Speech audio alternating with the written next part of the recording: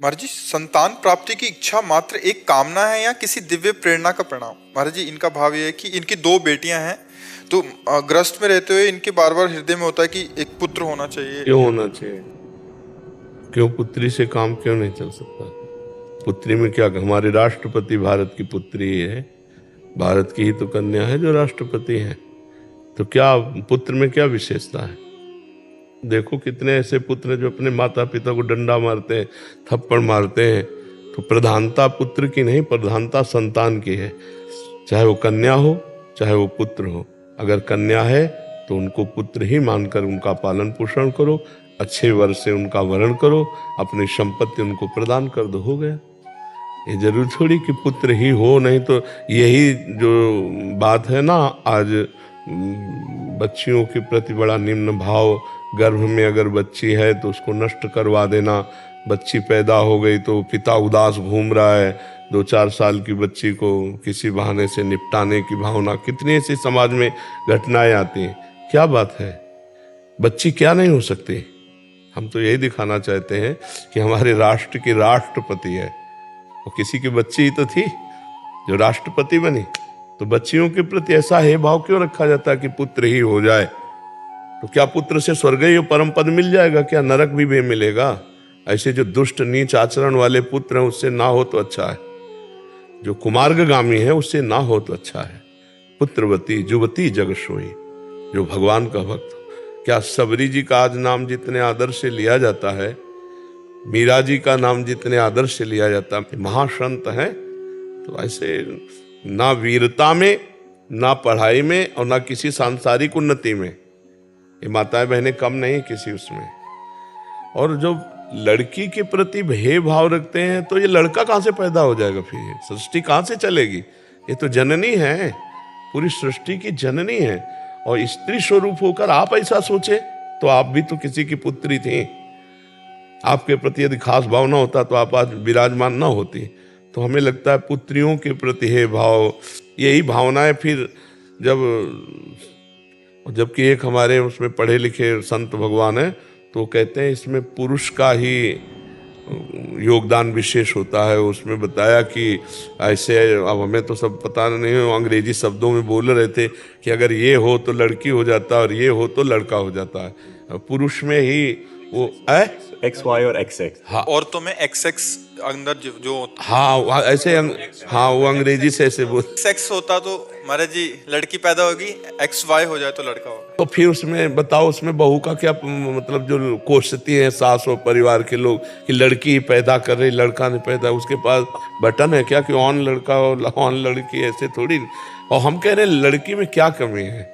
उससे भी तो हमको वही गति प्राप्त होगी, वही गति प्राप्त होगी जिसके गर्भ से पुत्री भगवान की भक्त और पतिव्रता और साध्वी, उसका परिवार तर जाए, 21 पीढ़ियां तर जाती, चाहे लड़का हो चाहे लड़की। तो हमें लगता है थोड़ा सा समाज में ये दिमाग में बैठा है कि इसको ब्याह करना होगा, दहेज इतना देना होगा, ऐसी भावनाएं लौकिक है। लेकिन परमार्थ में ऐसा नहीं है, अध्यात्म में ऐसा नहीं, समान भाव है। समान भाव भगवान सबको देते हैं, सब पर बराबर दया कृपा भगवान की है।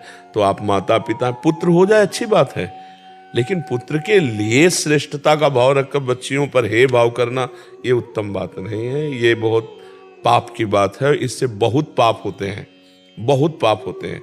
मान लो एक गरीब किसान आदमी है, उसके दिमाग में आए 2 पुत्रियां, कहाँ से लाखों रुपया लाएंगे, खेती बिकेगी, फिर वो उसके प्रति हे भाव रखते हैं।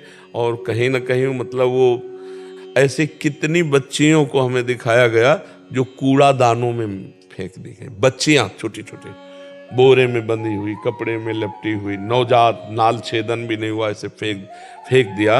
अब बताओ, भगवान ने तो कहो उनको किसी ने देख लिया तो जिंदा पकड़ी, तभी तो क्लिप बनी उनकी, तभी तो। अब ये बात हमें बिल्कुल अच्छा नहीं लगता और हम कहते हैं उन माता पिता की दुर्गति पक्की है जो अपनी बच्चियों के साथ ऐसा व्यवहार करेंगे। कैसे, मतलब कैसी माँ है कि अपने बच्चों में भी भेदभाव रखती है? ये तो बिल्कुल नाबुद्धि की बात है। आपको आ जाए तो भगवान की इच्छा है, अब तुम ऐसी मत सोचो कि पुत्र आवे, आ जाए तो भगवान की इच्छा है। अभी अगर आना होगा तो आ जाएगा, और अगर नहीं आना है तो आपके पास है 2 संतान, उन्हीं को प्यार करो और जो कमाया उन्हीं को दे दो, तो सुखी रहो, आनंदित रहो। भगवान आपका कर्तव्य हो गया, भगवान ने आपको गृहस्थ धर्म दिया था, 2 संतान, और ये मान लो जिनके संतानें नहीं हैं, बढ़िया भजन करो, भगवान के आश्रित हो जाओ, ब्रह्मचर्य से रहो, अपना जीवन तो आपका कल्याण हो जाएगा। देखो ये लोक धर्म है, इसको करते हुए परम धर्म की प्राप्ति करनी है।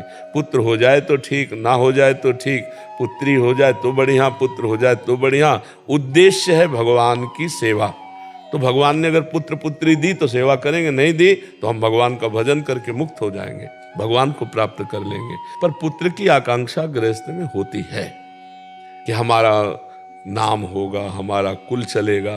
पर अगर नहीं होता तो हम इसी भावना में रहेंगे क्या? अरे हमारे सबसे बड़ी भावना है इस जन्म में हम ऐसा कर्म करें कि भगवान की प्राप्ति हो जाए, आवागमन के चक्र से छूट जाए। नहीं भैया, ये पुत्र और पुत्री आवागमन से मुक्त नहीं करा सकते, और बिगड़ गई तो जीवन बर्बाद हो जाएगा। मान लो पुत्र हुआ बढ़िया और इसके बाद उसके आचरण बिगड़ते चले गए, अब वो ऐसे कांड किए कि तो उसके वो जेल जाएगा अब जीवन भर। या बुद्धि बदल गई, देश विदेश वो अपना कमा रहा है, अब यहाँ बूढ़े बैठे उनकी याद में चिंतन। जीवन को संभालना है तो ये भगवान की सेवा है।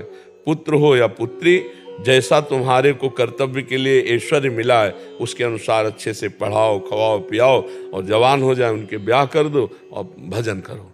ये कर्तव्य है। अगर केवल इतना ही किया और भजन नहीं किया तो फिर भगवत प्राप्ति होने वाली नहीं है, इससे थोड़ी होने वाली है। हाँ, तो जीवन का लक्ष्य है भगवान को रिझाना, भगवान की सेवा करना, भगवान की प्राप्ति। जो सुविधा आपको भगवान ने दी उसी से सेवा कर लो। पुत्र दिया, पुत्री दिया, नहीं दिया कोई बात नहीं, हमारे किसी प्रारब्ध का फल है। हम भजन करके प्रारब्ध ही मिटा देते हैं और भगवान को प्राप्त होते हैं। अध्यात्म की जो